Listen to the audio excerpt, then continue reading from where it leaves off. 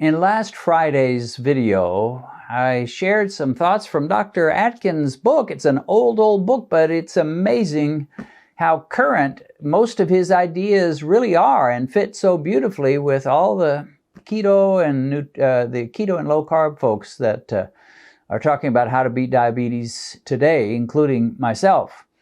And of course, there's a good reason why I tend to agree with Dr. Atkins, and that is he helped me a tremendous amount when I first realized I was headed for diabetes. So anyway, last Friday we shared some of his ideas, but I got too ambitious and I made too long of a video, so I just chopped it off at a certain point. And today we're going to hear some of his other quotes, and I'm going to come back and share like one more or two.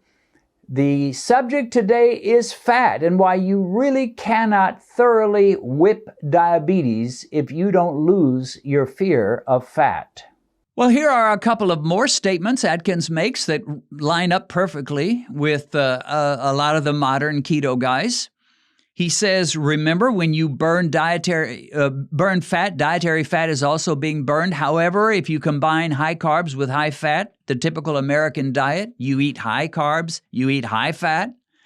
He said, you can be increasing your cardiovascular risks. I've heard that numerous times, and I've said that. It's a very unhealthy formula. It's a formula for cardiovascular disaster, for heart attacks, for strokes. When you eat lots of carbs and lots of fat, you're better off. If you're determined, I've got to eat carbs, there's no way I can give up carbs, I just have to eat my carbs, then cut your fat way down. I can't believe I'm saying that, but I am saying that. If you've got to eat only one and you're not going to go the low carb way and the high fat, high protein way, then you really ought to leave off the fat. But the best way is to leave off the carbs, not all carbs, but the big carbs, the ones that spike blood sugar the most, and your glucose meter will tell you about that. He also says fat plays a role in stabilizing blood sugar and increasing satiety. So it does two things. It stabilizes your blood sugar, and it makes you feel full for longer. That's why so many people can lose weight easier.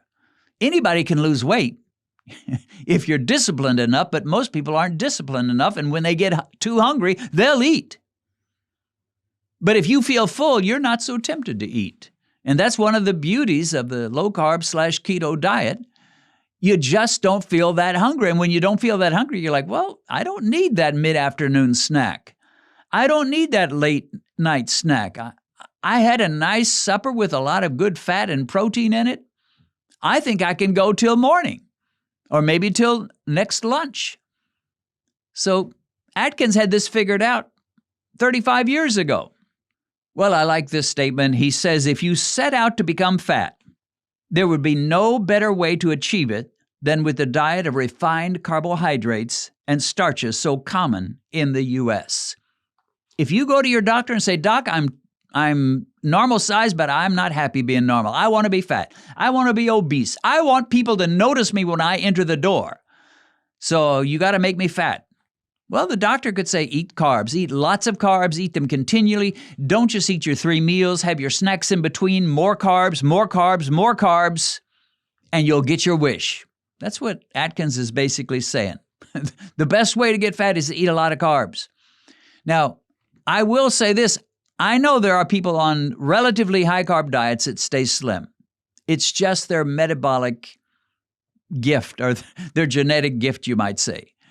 And my dad ate the standard diet, but he never got over about 130 except when he was in the Army. He was like 130, 135 max. And I've got 2 sons like that. They don't eat well. You might say, well, Dennis, haven't you converted all your children? Nope, I haven't. I'd rather be a loving dad than be harping on them about their diet every time I see them. So no, I don't harp on them. They know where I stand on these things. But I've got 2 sons that don't eat very well. They eat lots of carbs.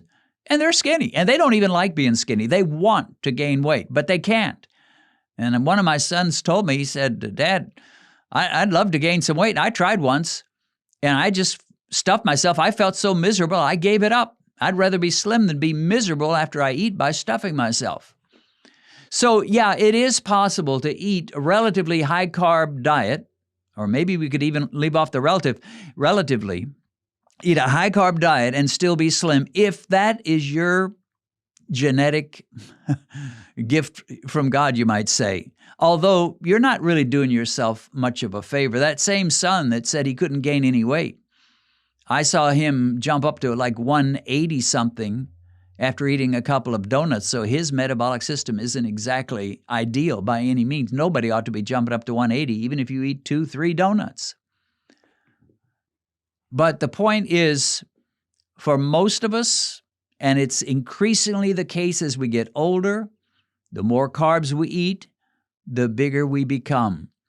And Atkins wrote this about diet primarily. He does touch on insulinemia. He touches on diabetes. He talks about it. But when you read this, you understand that he really had obesity in mind. And this is why it became such a big hit. There's a lot more people in this world want to get slim than want to lower their A1C. Usually about the only ones that are really concerned about their blood sugar are the ones that doctor said, you've got diabetes. That's when they get scared. That's when they get concerned. But if that's not you, and your doctor says, well, you better watch it. You're at a 6.2. You could be diabetic. But am I diabetic now? No, you're not diabetic now, but you just need to be careful. So you say, okay, I'll be careful.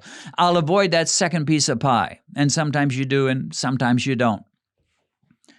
So, but there's just gobs and gobs and just all kinds of people that are concerned about their weight.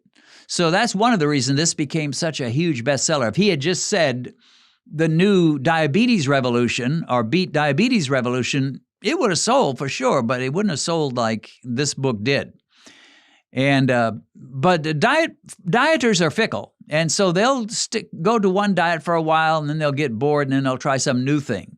So the Atkins thing lasted for a while, died down, and then new diets came along, Mediterranean diet, different ones. And Atkins was kind of swept into the dustbin of history, and then here comes the keto craze. I will say one thing more about this book, and I encourage you to get it. I think you can learn a lot from it, especially considering it's as old as it is, and yet goes so perfectly well with what a lot of the modern keto folks are saying. But I will say this, another reason it sold was not just that it worked. Atkins is a good writer. I'm a writer myself, and I appreciate good writing. He's interesting. One of the gifts you got to have if you want to reach a lot of people, you got to be interesting. You may be saying the exact truth, but if you're saying it in a dull, bland, uninteresting way, nobody's going to care. They're not going to listen to you. They're not going to read you. They're not going to watch your YouTube video. You got to be a little bit interesting. So you use illustrations, use a little humor, and you say a few things that may shock people a little bit just to let them know, hey, wake up. I'm talking to you. Atkins was that way. He writes in an interesting manner, and it's easy to read. Now, I've read some people that probably knew a lot more about these things than Atkins, but they didn't sell nearly so well. Again, because he's interesting. So give it a read.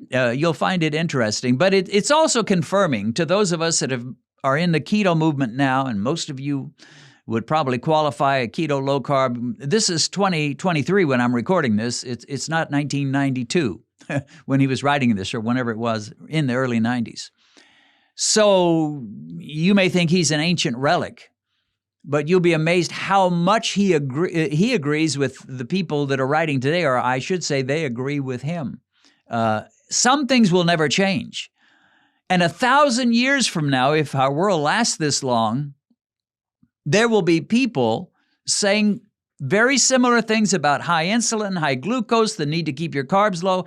This will never go away. It may rise and fall to a degree and have its phases where it's really popular and then it's not so popular. It will never entirely go away because it just works. It works for obese people to get their weight down. It works for a diabetic to get their blood sugar down, to get their insulin levels down, and it works to promote good health. Okay, well, 2 more quotes from Dr. Atkins. Quickly, the first one, he says, an ongoing cycle of excess blood glucose overproduction and insulin overproduction, high glucose and high insulin, an ongoing cycle, not just an occasional round of high insulin or high glucose, but ongoing, just day after day.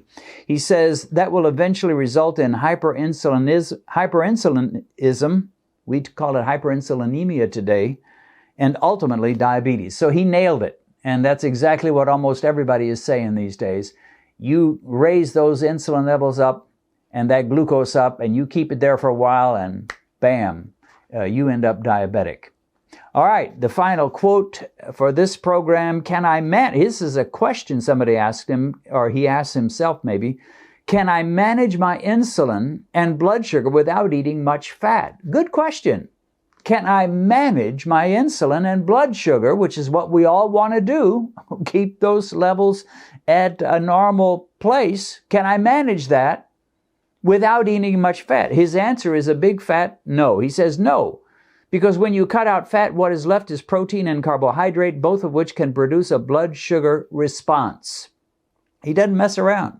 He just says, no, you can't really manage high insulin and high glucose. You might be able to get it by for a while and keep the glucose down just by going whole foods, plant-based. But you're not going to have low insulin doing that if you're eating a lot of carbs.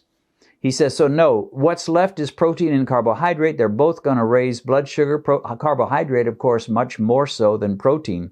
He says fat is the only substance that won't have an impact on your blood sugar. That's worth repeating. Fat is the only substance that won't have an impact on your blood sugar. It also provides essential fatty acids you cannot get from protein or carbohydrates. Contrary to much of what you have heard, fat can be good for you, as long as you don't combine the high fat with the high carbs, as I mentioned earlier. All right, that's it for now. God bless. See you again soon.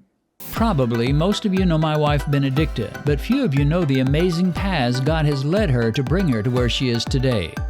Benedicta was orphaned at an early age and lived with an elderly stepmother growing to adolescence. They were so poor, Benedicta had to drop out of school and sell food door to door for them to survive. As a teen, Benedicta got a job as a housemaid, which developed into a nightmare. She was required to cook, clean, wash, take care of the children, and she had to get up at 4 a.m. every day just to get her work started. Worse than that, she was frequently beaten. At around 20, she moved to the huge city of Lagos, where she started her own little business. Sometimes she prospered, but at other times she nearly starved and went days at a time without eating. At one point, she became so sick she passed out in her room and nearly died.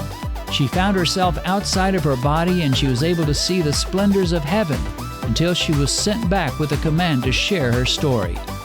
One day, however, her life changed when an American evangelist came to her community to preach. And of course, that was me. The rest, as they say, is history. Benedicta has shared her life story in a recently published autobiography, and you can get it on Amazon as either an ebook or a paperback. A link to this book on Amazon is in the description.